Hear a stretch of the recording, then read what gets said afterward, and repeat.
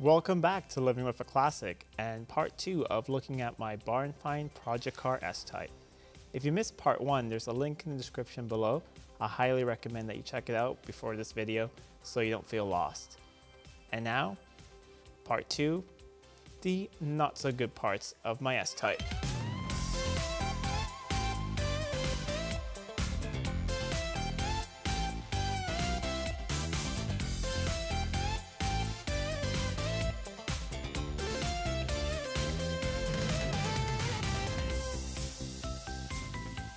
The car has rusted in some of the more common places, which is a good thing because you can get repair panels. Starting with down here, a nice big hole here, and the rear arch. But I have a panel that goes all the way from there, up here, and down here. So that should be a pretty straightforward job. Rear doors are rusty. I have 2 other rear doors which will fit.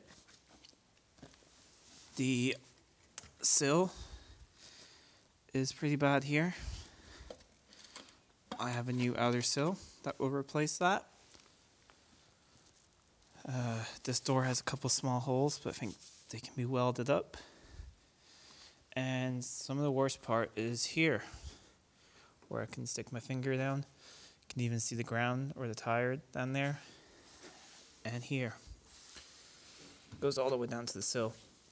But there is a repair panel that you can buy that goes from about here all the way here.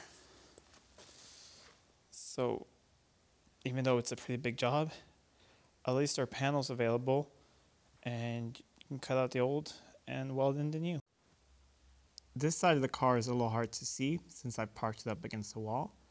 However, the rear arch is basically the same as the other side. It needs to be cut out and replaced. The rear door is the same, needs to be probably replaced. I have a spare rear door for this side as well, and I have a panel for the rear arch. So same story as the other side. The front fender is about the same, rusted up there. It's a bit worse down here, but that's all in the same panel. So I'm not really too worried about that. On this side, there is a little bit to do here on the back side of it, but only time will tell when I cut this panel off and see what it looks like behind. Here we are under the car. Not sure how well you can tell since I'm literally lying on the ground, but as you can see, floors are nice. The inner frame rails, I guess you'd call them, even though this is a monocoque, are in really nice shape. The rest you can see here is the outer sill, which is being replaced. And yeah, back here, the story is the same. Floor's good. Outer sill, not so good. Jacking point, not so good. But everything else is really not bad. The car has a lot more panels without rust and with rust. For instance, here, the filler cap is all good. Around the rear lights, no corrosion. The rear boot lid, no corrosion whatsoever. Around the windows, nothing. The roof, it's all good. So in that sense, yes, there is some rot in this car, but a lot of it is still really solid. All the front lights, all the really complicated shapes up front here, which would be a nightmare to replace, are all good, which I'm really happy about. Last but not least, I promised I'd be showing the engine in this episode and what's missing under the hood. And there's actually an engine here. This is the famous straight 6 XK Jag engine. Been in all the famous Jags from the XK120 all the way up until the Series 3 XJ6. This one is the 3.8 liter version. However, this car originally came with a 3.4 and an automatic transmission. that engine and transmission have been lost to time. I think they were taken out of the car when the car was put away for rust in 1975 and used in some other car. And sometime between 1975 and 1977, this engine was put in. It's also a 66, however, it's not from an S-Type, it's from a Mark II, but it's the same engine, so that's not going to be a problem.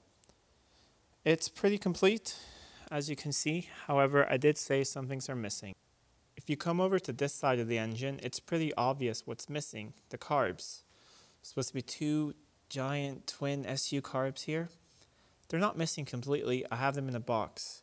The previous owner had this engine running about 7 or 8 years ago, but the carbs were leaking pretty badly. So he had them taken off and rebuilt, and I have them in a box ready to install again. The other thing that's missing is a little bigger. There's nothing behind the engine at the moment. The gearbox is taken off. Or more correctly put, it's not been put back on. This engine was put in the car without a gearbox. However, I am going to pick up a gearbox for this car in a couple of weeks. I have decided to leave the car in automatic, but put in a bit of a newer gearbox from a 1973 Jaguar XJ6. So it will be a Borg Warner 12 gearbox with the correct flywheel, starter, and all the parts needed. Some people have told me that I should manual swap this and try and make it a little sportier, but I don't know. I feel like the S-Type is quite the cruiser, and I think a good automatic gearbox would suit this car very well. On a future episode, I will try to turn the engine over by hand to see if we're able to start it up before I remove it from the car. So in conclusion, this is a pretty mammoth project that will take a long time to complete. However, once I'm done, I think I'll have a really, really nice old Jag. But let me know what you think in the comment below. Is it too far gone? Or do you think, just like me, that this car is worthy to be on the road again? In all fairness though, there is not going to be weekly updates on this car since I'm still looking for parts for it and making a plan of the restoration. However, there will be an update shortly since I am taking a road trip with a friend to go and get a gearbox for this car and the correct flywheel, torque converter, and starter motor. So once I have that, technically, we could see if this runs, and that would be really fun. But until then, this is the 1966 S-Type. I'm Adam, and thanks for watching Living with a Classic. See you soon.